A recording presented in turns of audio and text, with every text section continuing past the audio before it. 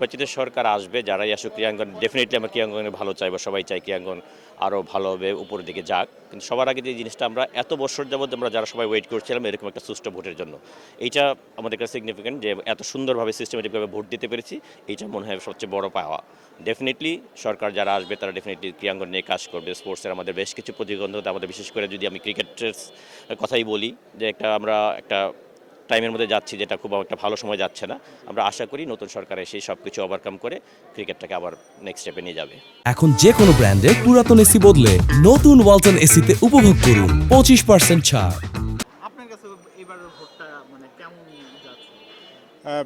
আমার কাছে যে আমার মনে হয় যে অনেক দিন পরে সবাই ভোট দিচ্ছে, এবং স্বতঃস্ফূর্তভাবে ভোট দিচ্ছে।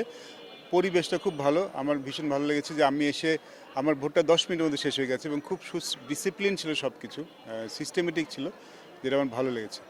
আপনি কেমন আশা করছেন জি। নির্বাচিত সরকার ক্রীড়াঙ্গনে কেমন লোক আসলে মানে ক্রিকেটটাও উন্নত হবে?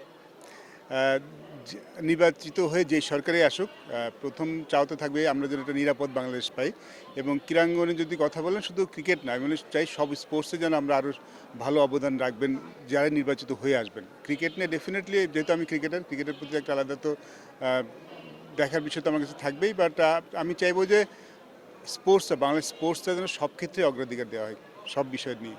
বর্তমানে মানে বাংলাদেশে একটা ইন্ডিয়ার সাথে টানাপোড়েন জি। চলছে, কূটনৈতিক একটা সম্পর্ক হচ্ছে, তারপর বিভিন্ন ক্লাবগুলো অংশগ্রহণ করছে না। তো নির্বাচিত সরকার হয়ে আসলে মানে এইগুলো কি সমাধান সুষ্ঠু একটা আমরা আমরা আমরা আশাবাদী। দেখুন, আমাদের যে লাস্ট মিটিং হয়েছে সেখান থেকে কিন্তু আমরা বেশ একটা ইতিবাচক ফল নিয়ে কিন্তু এসছে আমাদের ক্রিকেট বোর্ড, আমাদের বোর্ড প্রেসিডেন্ট।